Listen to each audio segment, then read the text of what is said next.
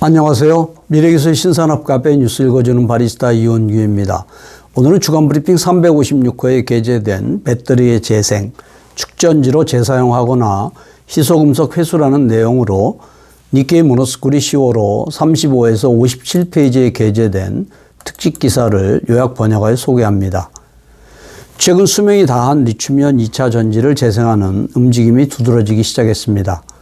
정치형 축전지로 재사용하거나 리튬이나 니켈, 코발트 등 희소금속을 회수하여 리튬이온 2차 전지의 양극재로 재사용하는 케이스도 나오고 있습니다. 그 배경에는 공급 국가가 한정되어 있는 희소금속의 부족과 폐기된 리튬이온 2차 전지로 인한 환경오염 등에 대한 위기감이 있습니다. 전기차 시프트에 진전을 주시하면서 리튬이온 2차 전지 재생이라는 새로운 시장으로의 참여를 목표로 기술 개발을 추진하는 기업들의 움직임을 소개합니다.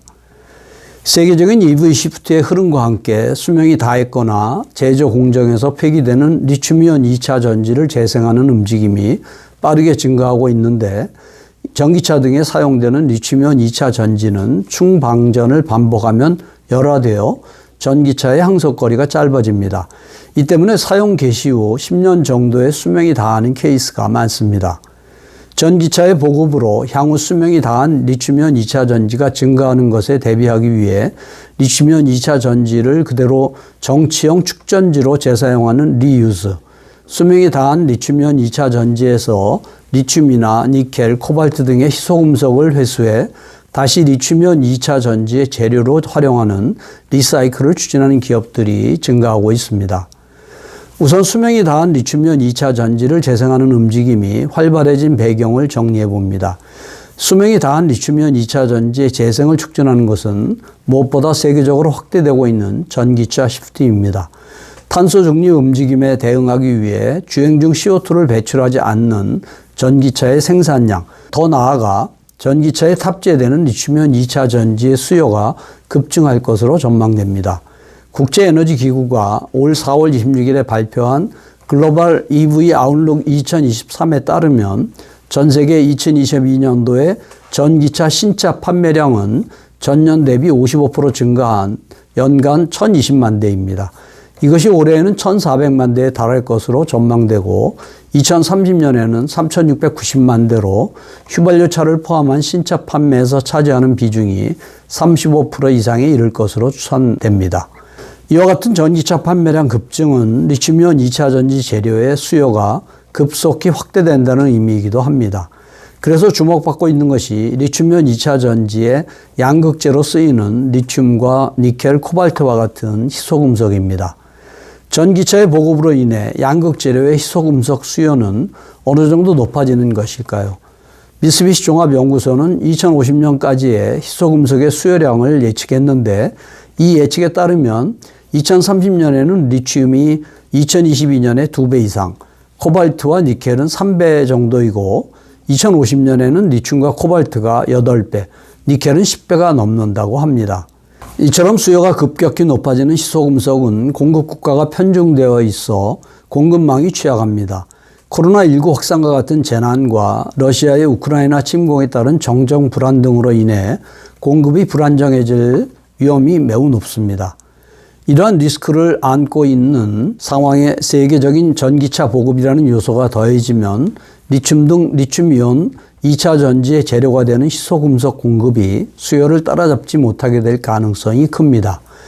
자원이 부족한 일본은 이러한 재료를 충분하게 입수할 수 있는 루트를 확보하는 동시에 전기차에 불가결한 리튬이온 2차 전지를 안정적으로 공급하기 위해서라도 수명이 다한 리튬이온 2차 전지의 재생은 불가결합니다. 리튬이온 2차 전지의 재생이 중요시되고 있는 배경에는 공급망에 대한 불안과 함께 유럽에서 추진되고 있는 규제의 존재도 있는데, 유럽연합의 행정집행기관인 유럽위원회가 도입을 추진하고 있는 축전지의 라이프 사이클 전체를 규정하는 유럽 배터리 규칙입니다. EU 이사회가 2022년 12월 9일 이 규칙에 잠정적인 정치적 합의에 도달했는데, 이 규칙은 올 8월 17일 발효되어 2024년부터 순차적으로 적용될 전망입니다.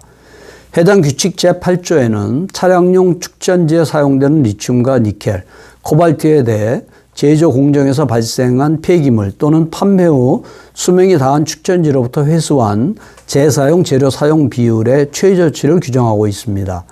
그 비율은 2031년 이후 리튬과 니켈이 6%, 코발트가 16%, 2036년 이후에는 리튬이 12%, 니켈이 15%, 코발트가 26%입니다. 이 최저 사용 비율을 충족하고 있다고 기술 문서에 증명하는 것이 요구됩니다. 문서의 형식 등 자세한 내용은 향후 제정되는 위임법으로 정해지기 때문에 불명확한 부분이 남아 있으나 자동차의 거대 시장인 유럽이 축전지 양극재 재사용에 대한 규제에 본격적으로 나서는 것이면 틀림이 없어 일본 기업들도 리튬이온 2차 전지 재생을 사업화하는 데 있어 이 유럽 배터리 규칙을 전제로 하고 있습니다. 또 하나 중요한 것이 리튬이온 2차 전지의 재생을 통한 환경 부하 저감입니다. 전기차의 보급과 이에 따른 CO2 배출량 저감에는 리튬이온 2차 전지의 재사용이나 재활용이 불가결하다는 견해가 강한데 리튬이온 2차 전지 제조 시 CO2의 배출량이 매우 크기 때문입니다. 리튬이온 2차 전지에 포함되는 리튬과 니켈, 코발트 등의 취소 금속은 채굴에서 정제까지 대량의 CO2 배출이 수반됩니다. 전기차 한 대를 제조할 때의 CO2 배출량은 가솔린차의 약 2배이며 그 대부분이 리튬이온 2차 전지 제조 시에 배출된다는 시산도 있습니다. 즉 수명이 다한 리튬이온 2차 전지로부터 리튬 등의 희소금속을 회수 재사용하여 환경 부하를 저감하지 못한다면 가솔린차보다 환경 부하가 작다는 전기차의 존재 의의가 훼손될 수 있는 것입니다.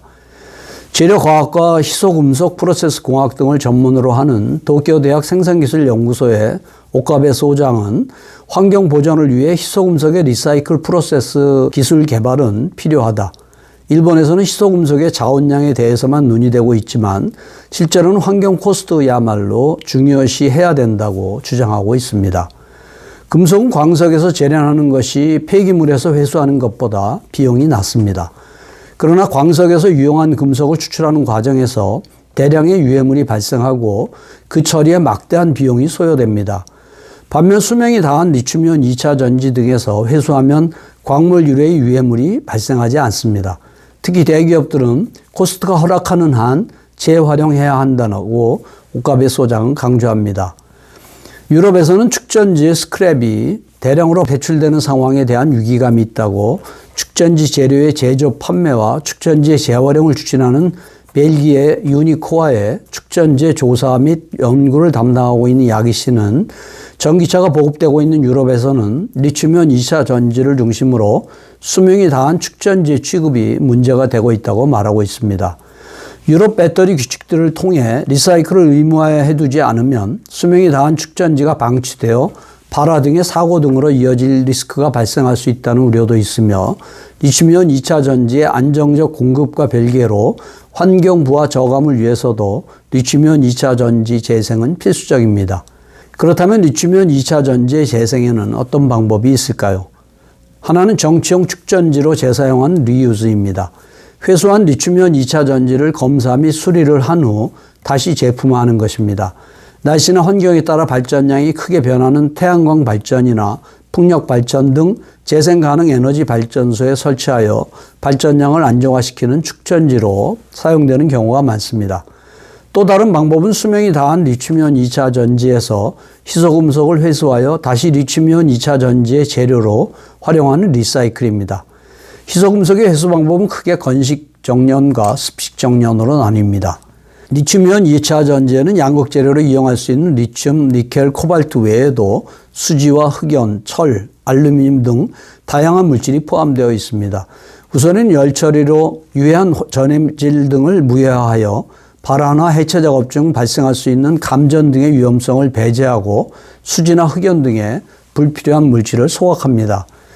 열 처리 후의 상태에서 파쇄한 다음 리튬이나 니켈, 코발트 등의 양극 재료를 포함하는 부분과 포함하지 않는 부분을 선별하여 재사용할 가치가 있는 구리 등을 추출해 리튬, 니켈, 코발트 등을 포함한 분체인 블랙매스를 정렬합니다. 이 블랙매스를 고온에서 용융시켜 온도와 산소량을 조절해 금속 원소를 환원하는 것이 건식 정렬. 블랙매스에서 황산 등을 이용해 리튬 등 금속 이온을 녹여내고 추출제를 이용하여 금속 원소를 추출 분리하는 것이 습식 정련입니다. 습식 정련 중 현재 주류인 것이 용매 추출법입니다. 이것은 원래 섞이지 않는 두 종류의 액체를 섞어 일단 유화시키고 그 두 종류의 액체가 분리되는 현상을 이용해 서로 다른 금속 원소를 분리 회수합니다. 건식 정련의 경우 공정이 적고 추출제나 기름 등을 사용하지 않아 일반적으로 습식에 비해 정련 비용도 낮지만 리튬과 니켈, 코발트 등을 개별적으로 추출하려면 건식 정련만으로는 완결되지 않아 습식 정련도 필요합니다. 예를 들면 건식 정련으로 니켈과 코발트의 혼합액을 추출해 양극 재료로 이용하고 있는 스미토모 금속 광산은 재련과 양극 재료의 제조도 담당하고 있으며 건식 정련의 채택으로 효율화와 저비용화를 도모했습니다. 또한 간또 전화공업은 이 과정에서 발생하는 리튬이 포함된 슬래그로부터 습식 재련으로 리튬을 회수하고 있습니다. 한편 JS 금속 서큘러 솔루션스와 도화 에코시스템, 에멀전 플로우 테크놀로지 등은 습식 정련을 채택하여 용매 추출법을 통해 니켈 코발트에서 리튬의 회수까지 처리하고 있습니다. 재사용과 재활용의 기술적 과제는 거의 해결된 상태로 기업들은 사업화를 위한 스탠바이 상태입니다. 현재 최대 과제는 재사용한 리튬이온 2차 전지와 입수한 블랙매스의 개체 차이가 크다는 점과 그것들의 입수처도 한정적이라는 점입니다. 리튬이온 2차 전지는 제조하는 업체에 따라 크기와 형상, 제어하기 위한 신호 등이 다르며 또한 수명이 다한 배터리의 열화 상태도 일률적이지 않습니다. 정체형 축전지로 재사용할 경우 복수에 폐기된 리튬이온 2차 전지를 접속할 필요가 있어 이러한 개체 차이 문제를 어떻게 해결하는지가 하나의 과제입니다. 다이앤과 스미토모 상사는 닛산의 전기차 리프의 수명이 다한 리튬이온 2차 전지를 재사용하고 있어 제조사에 따른 차이 문제에서 벗어나 있습니다. 하지만 여전히 열화 상태 등의 개체 차이는 있기 때문에 스미토모 상사는 각 개체의 상황에 맞춘 최적의 접속 및 배치에 대해 연구하고 있습니다. 도요타 자동차와 제라는 개체 차이가 있는 2종 배터리를 조합하여 제어할 수 있는 독자적인 축전 시스템을 개발했습니다. 희소금속 회수에서도 개체 차이는 해결해야 할 과제입니다. 리튬이온 2차 전지에 사용되는 금속이나 기타 재료도 제각각 달라 열 처리 시의 온도 조절이나 용매 추출 시에 수소이온 농도 조정 등에 대한 노하우가 요구됩니다. 리튬이온 2차 전지뿐만 아니라 블랙매스에도 개체 차이가 있다고 합니다. 2025년 안에 수명이 다한 리튬이온 2차 전지로부터 희소금속 회수의 사업화를 목표로 하고 있는 미쓰비시 머터리얼도 블랙매스의 개체 차이 때문에 어려움을 겪고 있습니다. 블랙매스에 따라 니켈과 코발트의 비율과 불순물의 종류와 양, 입자의 미세함 등이 크게 다릅니다. 실증 시험에서 블랙매스를 침출하는 산이나 추출제의 사용량 등의 최적화를 도모하고 있다고 합니다. 또한 블랙매스의 개체 차이도 리튬이온 2차 전지와 마찬가지로 공급하는 기업에 따라 차이가 크다고 합니다. 유통량이 풍부해지고 입수 루트를 좁힐 수 있게 되면 어느 정도 해소할 수 있을 것으로 전망되지만 전기차 보급의 과도기이기 때문에 수명이 다한 리튬이온 2차 전지의 유통이 적은 상황에서는 큰 과제라고 할 수 있습니다. 시장의 움직임을 개관하면 전기차의 생산 및 판매 대수는 앞으로 상당한 속도로 증가할 것임이 틀림없지만 이것은 각국의 보조금 제도 등이 뒷받침하고 있는 측면도 있습니다. 충전소 등 기반 정비가 아직 충분하지 않은 상황까지 감안하면 과연 지금의 추세대로 전기차가 보급될 것인지는 불투명합니다. 더구나 수명이 다한 배터리가 시중에 놔두는 것은 그 다음 이야기입니다. 한편 지금부터 기술 개발에 임해두지 않으면 막상 시장이 구축되었을 때 수명이 다한 리튬이온 2차 전지로부터의 희소금속 회수라고 하는 블루오션에 참가할 기회를 놓칠지도 모릅니다. 허황된 꿈을 쫓는 것으로 끝나는 것이 아니라 시장을 선점하기 위한 선행 투자를 성취하려면 속도감 있는 기술 개발과 신중한 판단이 동시에 필요할 것입니다. 이상으로 요약 소개를 마치며 보다 상세한 내용은 센터 홈페이지 hjtic.snu.ac.kr에 미래기술 신산업 코너를 참고해 주시기 바랍니다. 다음 주에는 축전 가능한 시멘트, 미국 MIT가 개발한 하루치 전력 저장이라는 내용을 소개하겠습니다. 감사합니다.